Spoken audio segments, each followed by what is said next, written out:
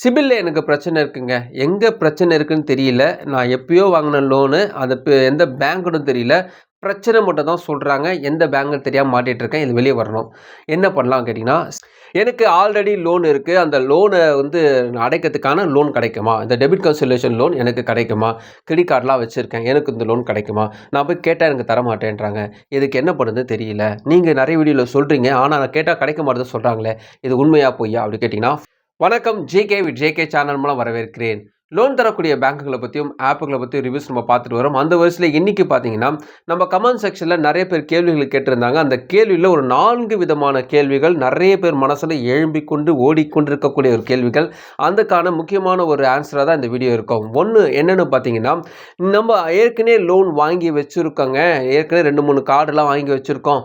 அந்த லோனை அடைக்கிறதுக்கு ஏதாவது லோன் கிடைக்குமா? நீங்கள் சொன்ன மாதிரி டெபிட் கன்சல்டேஷன் லோன் நான் ட்ரை பண்ணால் கிடைக்க மாட்டுது. இதுக்கு கிடைக்கிறதுக்கான உண்மையான எலிஜிபிலிட்டி என்ன? எனக்கு தெரிய மாட்டுது. நான் பேங்கர்லாம் போய் கேட்டால் கூட இல்லைன்றாங்க. என்ன பண்ணுறதுன்னு தெரியல. இது நிறைய பேர் கேட்டிருக்காங்க. 2வது முக்கியமான விஷயம், என்னோட கிரெடிட் ஸ்கோர் பெருசாக இல்லை, வருமானமும் பெருசாக இல்லை. ஆனால் எனக்கு பெருசாக பணம் தேவைப்படுது. என்ன பண்ணலாம்? எனக்கு சரியாக வேலையும் இல்லை. எனக்கு ஒரு சூழ்நிலை பணம் தேவைப்படுது. என்ன பண்ணலாம்? இது பேர் நிறைய பேர் கேட்ட ஒரு கேள்வி இது. 3வது முக்கியமான விஷயம் என்னென்னு பார்த்தீங்கன்னா, ஒரு எமர்ஜென்சிக்கு எனக்கு பணம் தேவைப்படுதுன்னா, நான் எந்த லோன் ஆப்பில் லோன் வாங்குறது? இது நிறைய பேர் கேட்குறாங்க. அதாவது நீங்கள் டாப் 10 லோன் ஆப்லாம் போடுறாங்களே, அதில் எந்த லோன் ஆப் எனக்கு பெஸ்ட்டாக இருக்கும்? நான் போய் வாங்கிக்கலாமா? இது முக்கியமாக கேட்டக்கூடிய ஒரு கேள்வி. 4வது முக்கியமான விஷயம், என்னுடைய கிரெடிட் ஸ்கோரை நான் எப்படி செக் பண்ணுறது? ஏற்கனவே எனக்கு சிபிலில் பிரச்சனை இருக்குது. அந்த சிபில் பிரச்சனை என்னென்னு எனக்கு தெரியல. நான் எப்பயோ லோன் வாங்கிட்டுருக்கேன், மாட்டிகிட்ருக்கேன். எந்த கிரெடிட் ஸ்கோர் கம்பெனியில் செக் பண்ணால் எனக்கு ப்ராப்பராக தெரிஞ்சு கொள்ள முடியும்? அதே நேரத்தில் இந்த சிபில்லேருந்து வெளியே வரதுக்கான விஷயங்கள் என்ன? இந்த 4 விஷயத்தை வீடியோ நம்ம பார்க்க போகிறோம். ஒன் பை ஒன்னாக நம்ம உங்களை எக்ஸ்பிளைன் பண்ணுறோம். ஒருவேளை இந்த 4 விதமான கேள்விகள் நீங்கள் பார்த்துட்டு இருக்க உங்களுக்கு இந்த கேள்விகளை தவிர வேறு ஏதாவது கேள்விகள் இருந்துச்சுன்னா நீங்கள் கமெண்ட் செக்ஷனில் சொல்லலாம். இந்த ஃபர்ஸ்ட் கேள்வி என்னென்னு பார்த்தீங்கன்னா, எனக்கு ஆல்ரெடி லோன் இருக்குது. அந்த லோனை அடைக்கிறதுக்கான லோன் கிடைக்குமா? இந்த டெபிட் கன்சல்டேஷன் லோன் எனக்கு கிடைக்குமா? கிரெடிட் கார்டெலாம் வச்சுருக்கேன். எனக்கு இந்த லோன் கிடைக்குமா? நான் போய் கேட்டால் எனக்கு தரமாட்டேன்றாங்க. இதுக்கு என்ன பண்ணுறதுன்னு தெரியல. நீங்கள் நிறைய வீடியோவில் சொல்கிறீங்க. ஆனால் நான் கேட்டால் கிடைக்க மாட்டேதுன்னு சொல்கிறாங்களே. இது உண்மையா பொய்யா? அப்படி கேட்டிங்கன்னா, ஃபர்ஸ்ட் ஆஃப் ஆல் இந்த டெபிட் கன்சல்டேஷன் லோன்ன்றது என்னென்னு பார்த்தீங்கன்னா, நீங்கள் ஒரு பர்சனல் லோன் வாங்க போகிறீங்க வச்சுக்கிங்களேன். அதுக்கு சில விதமான ரீசனுக்காக தான் உங்கள் லோன் தருவாங்க. ஆர்பிஐயில் ஒரு பேங்கர் ஒருத்தவங்களுக்கு லோன் தராங்க வச்சுக்கங்களேன். இப்போ நம்ம ஒருத்தருக்கு லோன் தராங்கன்னா, அந்த பேங்க்குக்கு ஆர்பிஐயில் அவங்க சொல்லணும், நான் இத்தனை பேருக்கு லோன் கொடுத்துருக்கேன், இத்தனை பர்சனல் லோன் கொடுத்துருக்கேன், அவங்களுக்கு இந்த ரீசனுக்காக அவங்களுக்கு நான் லோன் கொடுத்துருக்கேன்றதுக்காக நம்ம ஆர்பிஐயில் அவங்க ரிப்போர்ட் பண்ண வேண்டியது இருக்கும். அதாவது வாங்கின பணத்துக்கு வட்டி கொடுத்து இவங்க காட்டுறாங்களே, அந்த கணக்கு காட்டும்போது இதெல்லாம் சொல்லணும். அப்படிப்பட்ட ஒரு ரீசன் தான் இந்த டெபிட் கன்சல்டேஷன் லோன். இந்த ரீசன் அனைத்து விதமான பேங்க்கும் யூஸ் பண்ண மாட்டாங்க. ஒரு சில பேங்க் தான் அதை யூஸ் பண்ணுவாங்க. அந்த ஒரு சில பேங்க் யாருன்னு பார்த்தீங்கன்னா, நான் பேங்கிங் ஃபினான்ஸ் கம்பெனி தான் யூஸ் பண்ணுவாங்க. ஏன்னா பிரைவேட் பேங்க், கவர்மெண்ட் பேங்க் தான் பொதுமக்கள் அதிகமாக போகக்கூடிய இடங்கள். அதனால மக்களை கவர்ந்து இருக்கிறதுக்காக இந்த மாதிரி ஆஃபர்லாம் கொடுக்கறது நான் பேங்கிங் ஃபினான்ஸ் கம்பெனிஸ் தான் இருப்பாங்க. ஸோ அப்பேற்பட்டவங்க தான் இந்த டெபிட் கன்சல்டேஷன் லோன் சொல்லுவாங்க. ஸோ இந்த டெபிட் கன்சல்டேஷன் லோன் கிடைக்குமா கேட்டிங்கன்னா கிடைக்கும். அதுக்கான எலிஜிபிலிட்டி முக்கியமாக இன்கம். ஸோ இன்கம் உங்ககிட்ட இருக்காங்கன்னு எதிர்பார்ப்பாங்க. இந்த டெபிட் கன்சல்டேஷன் லோன் நீங்கள் போய் கேட்குறீங்க வச்சுக்கங்களேன், நான் பேங்கிங் ஃபினான்ஸ் கம்பெனியில் கேட்குறீங்க வச்சுக்கங்களேன், உங்களுடைய இன்கம் எவ்வளோன்னு பார்ப்பாங்க. ஏற்கனவே நீங்கள் வாங்கியிருக்கக்கூடிய ஒரு லோன், ஒரு பர்சனல் லோனோ அல்லது கிரெடிட் கார்டை வச்சுருக்கீங்க வச்சுங்களேன். கிரெடிட் கார்டு 2 லட்சத்துக்கு வச்சுருக்கீங்க, பர்சனல் லோன் 3 லட்சத்துக்கு வச்சுருக்கீங்க. ஸோ 5 லட்சம் உங்கள்கிட்ட கடன் இருக்குது வச்சுக்கோங்களேன். இந்த 5 லட்சத்துக்கு நீங்கள் இஎம்ஐ போட்டு மாதம் மாதம் கட்டிட்டு வரீங்க வச்சுங்களேன். அந்த கட்டணத்தை தவிர வீட்டுக்கு எவ்வளோ கொண்டு போகிறீங்க பார்ப்பாங்க. குறைஞ்சது ஒரு 20% ஆகுது உங்கள் வீட்டுக்கு நீங்கள் உங்களுடைய சம்பளத்தை கொண்டு போகணும். அதாவது ஒரு 40,000 சம்பளம் வாங்குறீங்கன்னா ஒரு 10,000 உங்கள் வீட்டுக்கு கொண்டு போகணும். அப்படி நீங்கள் கொண்டு போகிற பட்சத்தில் உங்களுக்கு இந்த லோனும் கிடைக்கும். அவங்க என்ன பண்ணுவாங்கன்னா, 30,000 நீங்கள் கட்டிட்டு இருக்கீங்களா, லோன்லாம் கட்டிட்டு இருக்கீங்களா, அந்த 30,000 உங்களுக்கு 5 லட்சம் லோன் சேங்ஷன் பண்ண வாய்ப்பு அதிகமாக இருக்குது. இதுதாங்க விஷயம். ஆனால் நம்மளுக்கு என்ன ஒரு பெரிய தலைவலியாக போகும் பார்த்தீங்கன்னா, நம்ம வாங்குகிற சம்பளத்தை காட்டிலும் நம்ம கட்டக்கூடிய இஎம்ஐ அதிகமாக இருக்கிறதுனால அந்த மாதிரி ஒரு சூழ்நிலை இருக்கக்கூடியவங்களுக்கு இந்த லோன் ஒரு பிரச்சனையாகவே இருக்கும். ஆனால் எதுக்கு பார்த்தீங்கன்னா 20,000 தான் உங்களுக்கு சம்பளமாக இருக்கும். ஆனால் இவர் கட்டக்கூடிய இஎம்ஐ 30,000 கிட்ட இஎம்ஐ கட்டிட்டு இருப்பார், சமாளிச்சுட்டு இருப்பார். அப்படி இருக்கும்பொழுது நமக்கு டேக் ஹோம் சேலரி இல்லாதனால நம்ம போய் கேட்கும்போது உங்களுக்கு கிரெடிட் ஸ்கோரை பார்ப்பாங்க. கிரெடிட் ஸ்கோரை பார்க்கும்போது உங்கள் பேமெண்ட் ஹிஸ்ட்ரி பார்ப்பாங்க. ஏற்கனவே வாங்கியிருக்க கடனை பார்த்து மேட்ச் பண்ணுவாங்க. இவர் டேக் ஹோம் சேலரி கொண்டு போக முடியல, இவருக்கு எப்படி நம்ம சாங்ஷன் பண்ணலாம், அதை மட்டும் தான் ஃபஸ்ட்டு பார்ப்பாங்க. ஸோ இந்த பிரச்சனை இங்கே தான் ஸ்டார்ட் ஆகுது. ஸோ இன்கம்லேருந்து தான் ஸ்டார்ட் ஆகுது. அப்போ என்ன தான் பண்ணலாம் இதுக்கு பார்த்தீங்கன்னா, நீங்க வந்து அப்ளிகேட் மூலமாக தான் இத நீங்க சரி பண்ண முடியும்.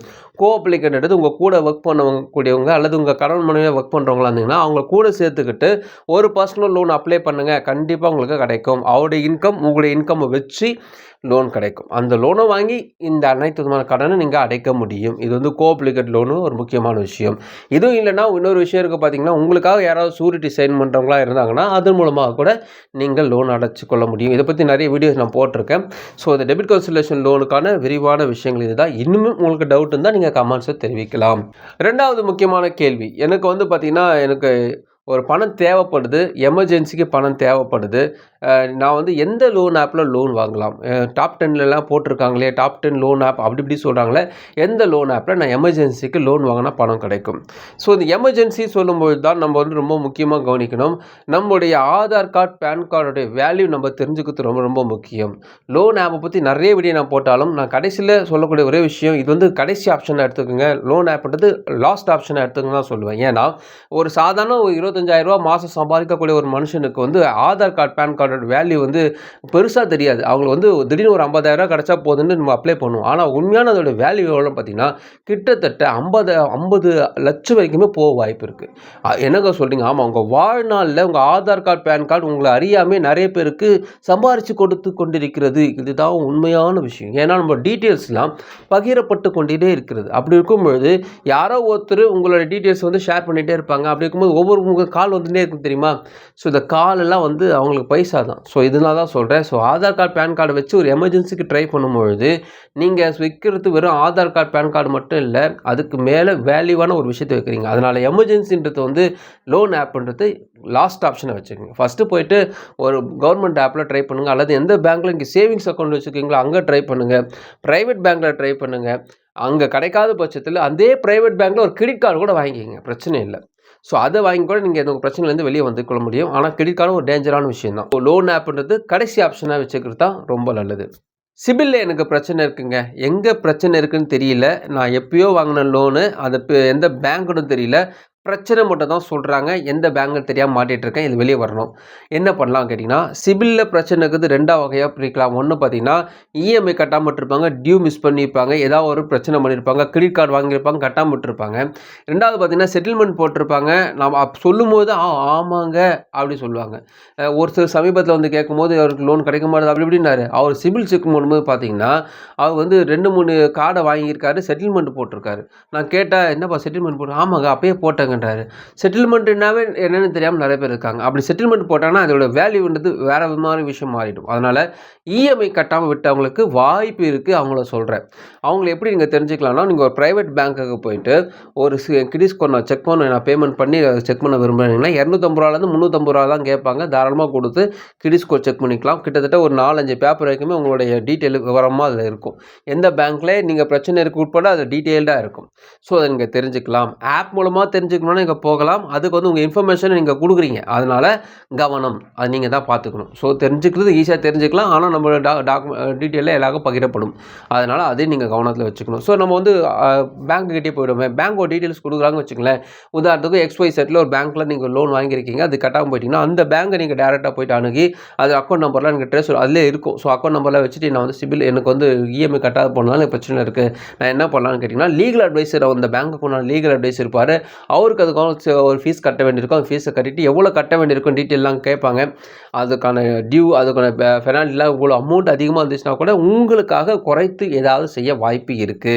ஸோ நீங்க ரிலீஸ் பண்ணிட்டு வெளிய வரது நல்லது. ஒரு ரூ. 60,000 கட்ட வேண்டிய இடத்துல கிட்டத்தட்ட ரூ. 80,000 கட்டுற மாரி இருக்கும். அத நீங்க கட்டிட்டு வெளிய வந்தீங்கன்னா தான் அந்த பிரச்சனையிலருந்து வெளிய வர முடியும். ஆனா இந்த செட்டில்மென்ட்ன்றது வந்து பார்த்தீங்கன்னா, அவ்வளோ சீக்கிரம் நடக்காது. கிட்டத்தட்ட 7 வருஷம் வரைக்குமே அது நிலுவையிலே தான் இருக்கும். 7 வருஷம் கழிச்சு அது ஸ்கோர் மாறதுக்கு இன்னும் டைம் ஆகும். இந்த வீடியோ பொறுத்தவரைக்குமே கமெண்ட் செக்ஷன்ல கேட்ட அதிகபட்சமான கேள்விக்கான பதில தான் ஷேர் பண்ணியிருக்கேன். ஒருவேளை இந்த கேள்விகள் தவிர வேற ஏதாவது கேள்விகள் இருந்தா தாராளமாக நீங்க கமெண்ட் செக்ஷன்ல தெரிவிக்கலாம். இந்த வீடியோ உங்களுக்கு பிரயோஜனமா நினைக்கிறேன். உங்க ஃப்ரெண்ட்ஸோட ஷேர் பண்ணுங்க. உங்களுக்கு பிரயோஜனமா இருக்கும். மற்றொரு மறுபடியும் பார்க்கலாம். வணக்கம்.